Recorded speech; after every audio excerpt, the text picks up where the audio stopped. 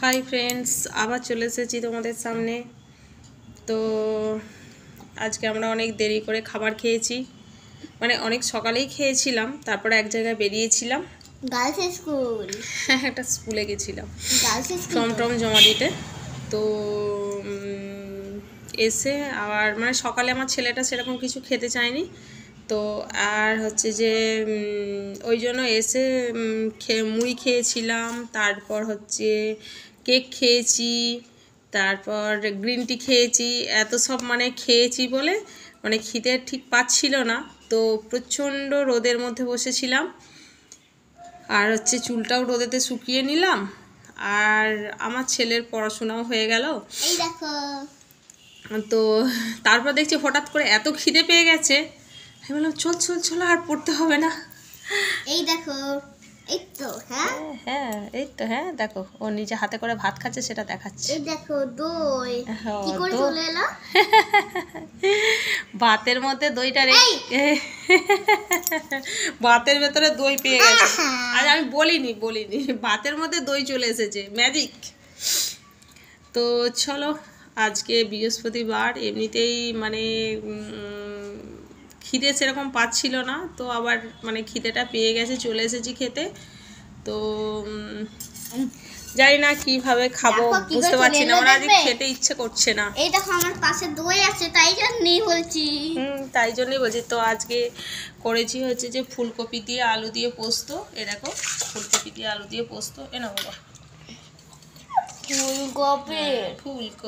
ফুলকপি দিয়ে আলু দিয়ে পোস্ত, আর হচ্ছে বেগুন ভাজা, আর হচ্ছে তো কাঁচা লঙ্কা, আমার তো জানোই লঙ্কা নিই আমি। তো তরকারিতে এমনি প্রচন্ড ঝাল আছে, তা সত্ত্বেও হচ্ছে নিয়েছি লঙ্কা, যদি খেতে ইচ্ছে না করে তো আমার কাছে সরিষা শোনা, তো যদি খেতে ইচ্ছে করে আর হচ্ছে যে তাহলে খেয়ে নেবো, আর যদি খেতে ইচ্ছে না করে তাহলে হচ্ছে যে লঙ্কা খাবো। লঙ্কা খাবেন তাই তো? লঙ্কা খাবো।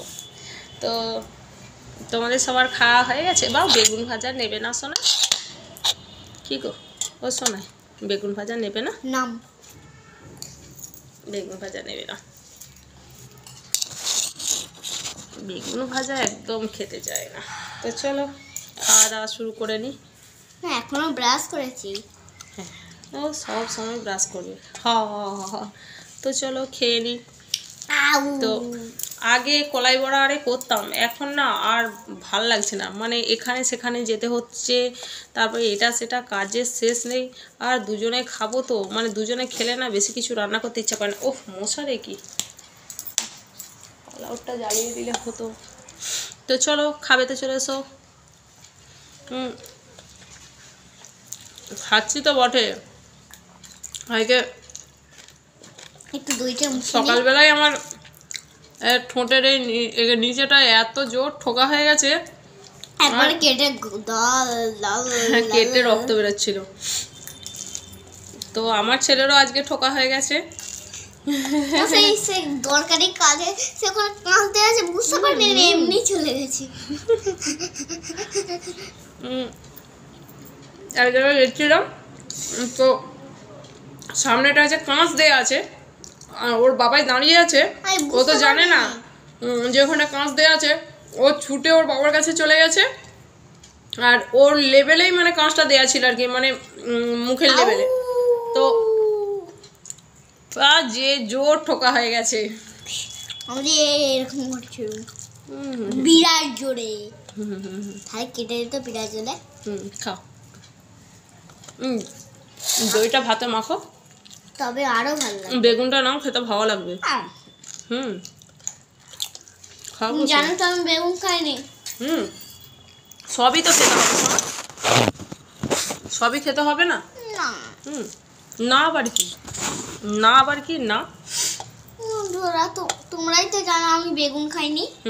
বন্ধুরা তোমরাই তো জানো আমি বেগুন খাইনি। বেগুনে অনেক গুণ আছে, যত বেগুন খাবে তত বড় হবে। এই মশা কটা মা মেশো। একদিন ও বলছে যে মা আমি এত মশা মারছি, তুমিও মশা মারো, তোমার কটা হয়েছে আমার কটা হয়েছে। তো সেই দিন থেকে ফার্স্ট সেকেন্ড থার্ড লাস্ট, এই ফার্স্ট সেকেন্ড থার্ড সেকেন্ড কে লাস্ট, সেকেন্ড কে সেকেন্ড দিহাই দিয়ে তোমার ছিল। আমি দেখিনি, বাবা আমাকে বলেছে একদিন। আচ্ছা। একদিন একটা আমার যে কত তাড়া, দুটো বাচ্চাকে স্কুলে ভর্তি করলে আমার যে কত তাড়াহুড়ো করতে হবে। আমি মানে তাড়াহুড়ো করে কাজ সেরে গিয়ে আবার হচ্ছে যে পুচকাটার কাছে বসে থাকতে হবে। বসতে হবে না, বসতে হবে না, প্রথম বসে থাকতে হবে, নিয়ে আসতে হবে, আবার দিহাইকে নিয়ে আসতে হবে, কতবার যাওয়া আসা তবে যদি একটু রোগা হয়তো হবো। যদিও রোগা হওয়ার জন্য আমি প্রতিদিন ব্যায়াম করি। ও মা, হ্যাঁ গো সোনা, দিহাই নামটা বলতে পারতে। প্রতিদিনই ব্যায়াম করি আমি সকালে। তো যেদিনে সকালে সবাই বলে ঠিকই আছে, কিন্তু আমার মনে হয় আরেকটু রোগা হলে ভালো হতো। অনেকটা রোগা হতো। তো আগে রোগাই ছিলাম, তখন নাচ শিখছিলাম, রোগাই ছিলাম।